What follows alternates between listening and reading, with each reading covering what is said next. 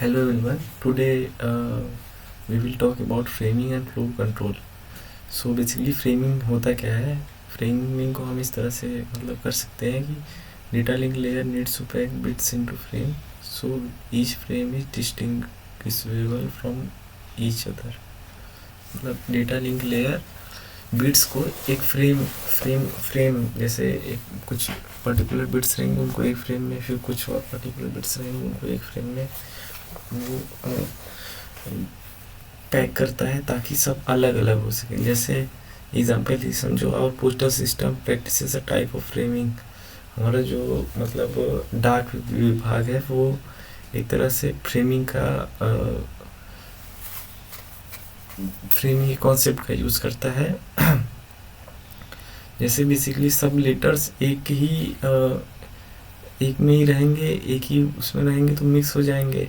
ऐसे अलग अलग लेटर्स रहेंगे तो उनको डिस्टिंग्विश करना, अलग करना बहुत आसान रहेगा। ठीक है, तो हमारा जो डेटा होता है वो फ्लैग के बीच में जो होता है वो डेटा होता है, वही लेते हैं। ठीक है, तो अगर हम ये बोले कि फ्लैग ही डेटा का पार्ट है तो इसकेप कैरेक्टर से कैरेक्टर लिख देंगे, इसकेप कैरेक्टर। तो वो मतलब जो रिसीवर रहेगा वो पहचान जाएगा कि फ्लैग ही डेटा का पार्ट है। और अगर इसकेप भी डेटा का पार्ट हो तो उससे पहले भी इसकेप लिख देंगे।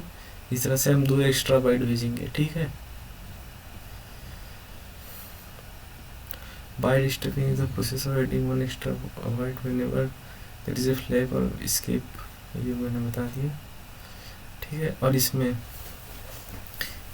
बेसिकली क्या होता है कि 5 एक के बाद एक 0 हम लगा देते हैं, क्योंकि ये जो फ्लैग होता है इसमें 6 देखो लगातार है, 3 3 6, जिससे जो हमारा रिसीवर है वो डेटा को फ्लैग ना समझ बैठे। इसलिए 5 वो एक जहाँ 5 रहेगा, एक 5 बार आएगा जहाँ, वहाँ तुरंत 0 लगा देंगे। जैसे यहाँ देखो, ये एक यहाँ 5 बार आया है तो 5 के बाद एक 0 लगा दिए, फिर ये 5 बार आया फिर एक 0, कुछ वो 0 उसके बाद फिर भी कोई उससे मतलब नहीं है, लेकिन 5 एक के बाद 0 लगाना है। ठीक है, अब फ्लो कंट्रोल देखते हैं। फ्लो कंट्रोल में प्रोटोकॉल्स 2 टाइप के होते हैं, नॉइजलेस चैनल्स और for noisy channels. Noiseless channel से मतलब नहीं है, नॉइजी चैनल्स में stop and wait ARQ, go back and ARQ, selected wait ARQ।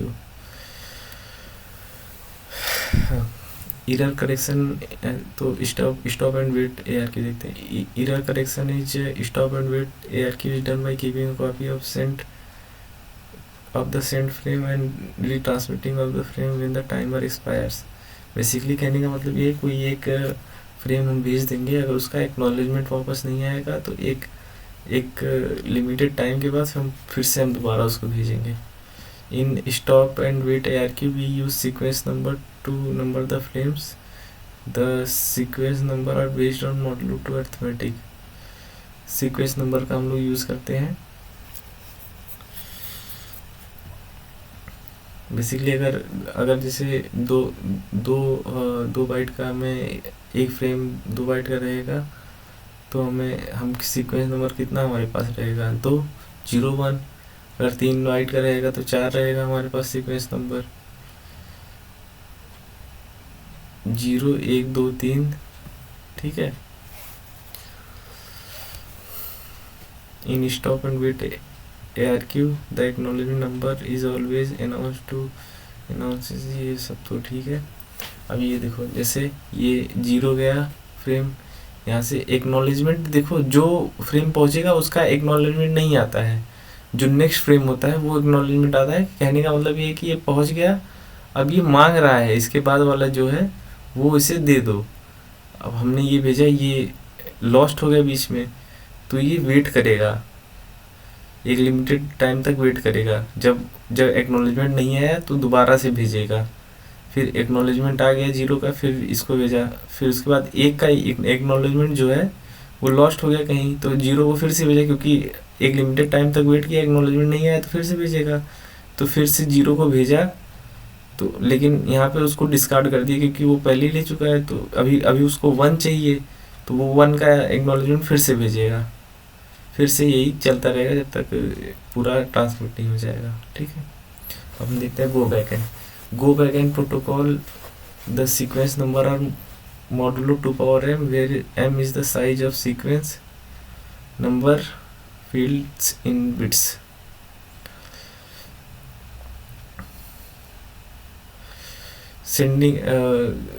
Sender का विंडो साइज जो होता है 2 पावर m माइनस 1 होता है, और रिसीवर का 1 होता है। ठीक है, अब देखो जैसे ये हमारे पास m इक्वल्स टू 4 है, तो विंडो का size two power m equals to 2 है, विंडो का साइज जो होगा 2 पावर 2 माइनस 1।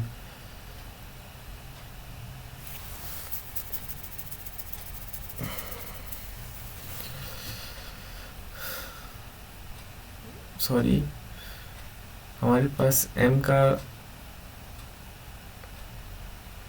2 पावर m होगा, तो यहाँ पे 4 आएगा सीक्वेंस, और सेंडिंग विंडो का साइज 2 पावर m माइनस 1 3 होगा, तो 2 पावर 4 मतलब 2 पावर 2 4 हो जाएगा, 4 माइनस 1 3 हो जाएगा विंडो का साइज। तो यहाँ पे 0 भेजेगा, इसका भी लॉस्ट हो जाएगा, 1 भेजेगा, इसका भी एक्नॉलेजमेंट लास्ट हो जाएगा। तो ये इस पर 2 पे आ गया, अब इसको 2 वाला चाहिए, तो 2 वाला भी आ गया, तो ये 2 का एक्नॉलेजमेंट भेजा, वो भी लॉस्ट हो गया। अभी फिर से 0 का भेजेगा, क्योंकि किसी का तो एक्नॉलेजमेंट आया नहीं है, ये करेक्टली डिस्कार्ड कर देगा, फिर 3 का फिर से 2 का एक्नॉलेजमेंट भेजेगा, फिर से 2 का एक्नॉलेजमेंट भेजेगा, सॉरी फिर से 3 का एक्नॉलेजमेंट भेजेगा, जिससे पता लग जाएगा कि 0 1 2 यहाँ पे आ चुका है। ठीक है,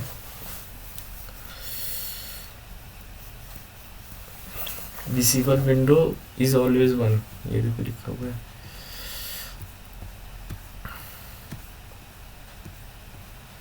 अब सेलेक्टिव रिपीट देखते हैं हम लोग। अब सेलेक्टिव रिपीट में बेसिकली विंडो साइज जो होता है 2 पावर m माइनस 1, अगर सीक्वेंस हमारा m जो है वो मान लो 2 है, मान लो 3 है, 3 माइनस मान लो 2 है। ठीक है, 4 यहाँ पे है क्योंकि 4 सीक्वेंस है यहाँ पे, तो 2 यहाँ पे 2 हो जाएगा, 2 माइनस 1 2 पावर 1, 2 पावर 1 देखो 2, यहाँ पे विंडो साइज 2 है, और सेंडिंग विंडो 2 है, और रिसीविंग विंडो भी 2 है। यहाँ पे सेंडिंग और रिसीविंग विंडो दोनों सेम रहती है, तो यहाँ पे 0 फ्रेम भेजा, ठीक है, एक्नॉलेजमेंट रास्ते में खो गया, फिर 1 फ्रेम भेजा, फिर एक्नॉलेजमेंट रास्ते में खो गया। लेकिन अब इसके बाद ये 2 भेजेगा, फिर से 0 भेजेगा, क्योंकि एक्नॉलेजमेंट अभी 0 या 1 का किसी में से आया नहीं, तो करेक्टली डिस्कार्ड करके 2 का ये एक्नॉलेजमेंट भेज देगा, जिससे पता चल जाएगा कि 0 1 पहुंच चुका है। ठीक है, अब इसमें एक होता है नेगेटिव एक्नॉलेजमेंट, जैसे ये देखो यहाँ पे 2 है, 2 को भेजा, ये 2 पहुंच गया, एक का एक्नॉलेजमेंट नहीं दिया ये, उसके बाद विंडो स्लाइड मतलब विंडो स्लाइड हो गई इधर, तो 3 को भेज दिया।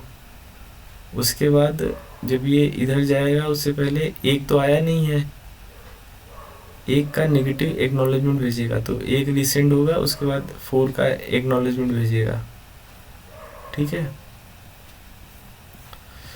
उसके बाद और इसमें तो बता ही चुका हूँ कि window side window sending window और रिसीविंग विंडो दोनों सेम रहती है।